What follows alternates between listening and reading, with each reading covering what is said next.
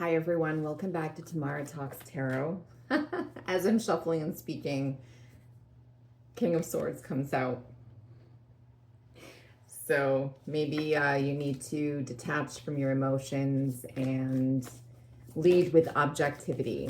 Okay, so I'm here to do another timeless reading because I enjoy doing them so much and I feel like they never go out of fashion or there's no time limit on them, which I love. Okay, we'll take this card because now the reading has started. Thanks everyone for subscribing. Please do hit that like button. Being back on YouTube after a while of not being on YouTube, I'm excited to be back and share my love for tarot. So, let's see. What does the collective need to know today or tomorrow or in general, or what advice does the universe have for the collective? Again, this is a timeless reading.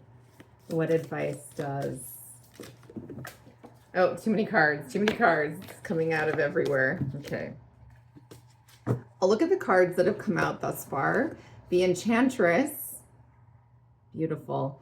This is the High Priestess. I actually do have a High Priestess card because I've made this deck. I've made duplicates of certain cards. The Enchantress. So this is all about, hold on, sorry, no. Is this the this is the Magician. Oh my gosh, I can't remember if I made the Enchantress the Magician or if I made it, I'm pretty sure I made it the High Priestess. The Enchantress is all about intuition. She's guided by her intuition, her inner knowing. She knows a lot and she's not willing to just give away her secrets, right? You have to do the work. You have to look inward and you have to ask yourself what feels right. The other card that came out is the Two of Wands. So sometimes I look at this card and I feel like you're trapped between a rock and a hard place. You're between two things, two people, two choices. The Wands is about that drive, right? That motivation, the passion, the creativity, the spark that's taken or starting to take on form in a life of its own, but it's not quite going anywhere just yet. The Two of Wands is also about friction, like butting heads.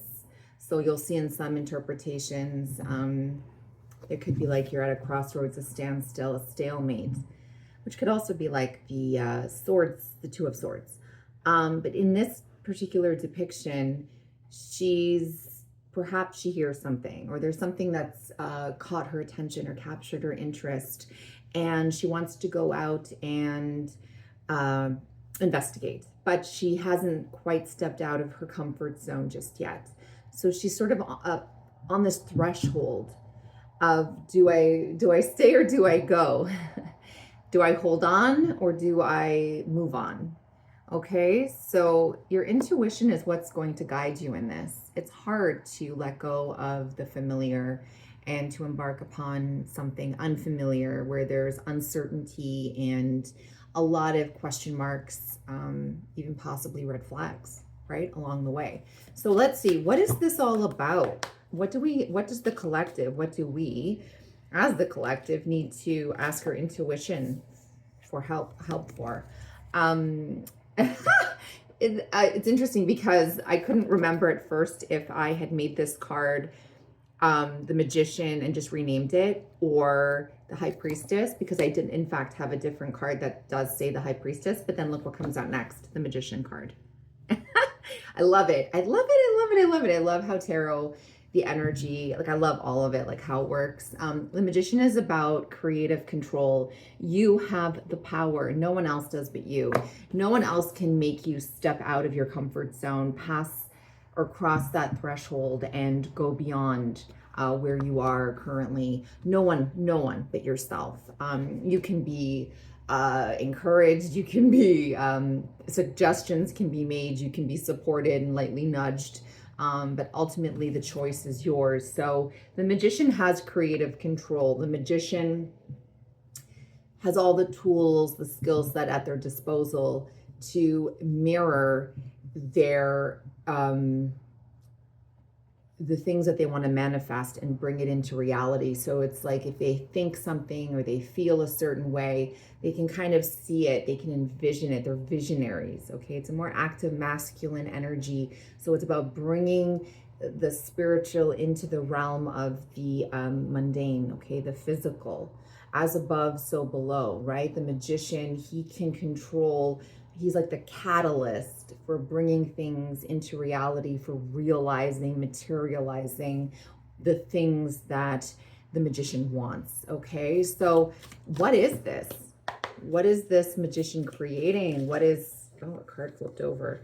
Seven of Wands. I love this lion. We are now officially, I believe, in Leo season. This deck is filled with wild cats, as you can see. The panther, or is it a leopard? I'm not sure. They're gorgeous in any case.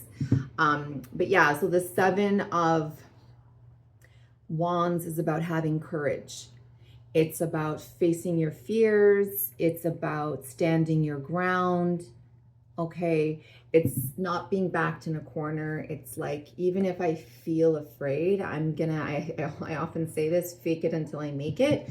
I'm gonna still go out there and act like I know what the hell I'm doing, even though I might not. So this is about having the guts, the courage, the tenacity, the drive, the motivation, the will to want to make something happen. There needs to be a shift. Your intuition can only do so much. It's going to give you the green light or not, right? Green, amber, red, whatever. Like, it's going to tell you whether to stop, go, or be cautious. The point is that you can't stay stuck. Too much friction. And you're fighting with yourself, right? Like you're frustrated, but you're not doing anything about it. You're at a standstill, but you want movement. Like you need action. You need things to kind of start, you need to put the ball in motion or start having things happen. So it's telling us so far in this reading that you have the power. You are your magician. You are the magician of your life, of your decisions. Okay, you need to have the courage. You need to stand tall and stand proud. Have the bravery of a lion, right? What else does the collective need to know about stepping into their own power? I feel like this reading is about stepping into your own power, owning it, whatever it may be, even if not everyone's on board, even if other people might disagree or see other things for you, but it's not about what they see for you. It's what you see for yourself. It's your life, right? Everyone has their own life to live. Of course, we have loved ones who care for us. They only mean well. They're looking out for us, but it's not always going to serve us in the end. Eight of Wands. This makes perfect sense. This is like go, full speed ahead. This is momentum. This is swift movement, synchronicities, communications. This is a lot of movement, guys. Like, I'm super excited about this reading, and I can feel as I'm reading these cards, like I wasn't like this when I started recording. Like, I'm like, okay, I'm going to do a timeless reading, but this, I'm actually feeling the fire, right? Like the excitement, like the magician is that masculine energy to manifest, right? That's full fire. The Two of Wands, right? We have a Wands card right there, sort of the beginning stages, but you're slowly starting to step out, right? Like just need to kind of, you need to commit. You need to commit. That's what is coming through here. Another Wands card, 7, then 8, guys. So I have shuffled this deck. It's super random. It's whatever energies are at play today for these cards to come forward for you, to help you in your decision making, in your the choices that lay before you. And then we have a more feminine, receptive, passive, inward type of energy, which is quite opposite to all the other cards that have come out so far. And I love that because it's like, take pause and just reflect and listen to that intuition. That is going to be your saving grace. Okay. I was going to say something else, and then caution. Okay, caution. So this kind of reminds me of the Moon card. that little crescent moon there on this gorgeous tiger. Yeah, caution, heed caution. It's funny because then we think, oh God, then maybe I shouldn't do it. Like maybe, I shouldn't be so brave and face things head on, and maybe I should stay where I am. But it's just telling you, and here's also another moon in the High Priestess card, caution. It's always smart to not to throw caution to the wind sometimes. Like sometimes it's like, yeah, just do that. But in this case, it's about being in control, but also aware that you can't control the things outside of yourself. So it's being smart about how you do what you do. It's not just being impulsive and just jumping the gun and going for it and diving right in. There's a lot of that energy, and it might be very tempting. It might make sense in the moment, but it's telling you, reminding you that the High Priestess, you need to use your intuition. That intuition is like, it's just that, like, you just know when something feels right or doesn't feel right. When it resonates, when you just know. It's so hard to explain, but you do, and it's about just understanding emotions. If emotions are like this, right? Like it's never constant. And for some of us, it could be more up and down depending on, our personalities and what's going on in our lives. So we have to be cautious, but don't allow that to just halt everything, right? You still want to be the magician, right? You still want to work behind the scenes to make things happen for yourself. Okay, one more card, please, to close out this reading. Overall advice, please. Oh my gosh, guys, Nine of Cups. How amazing is that? Wish fulfillment.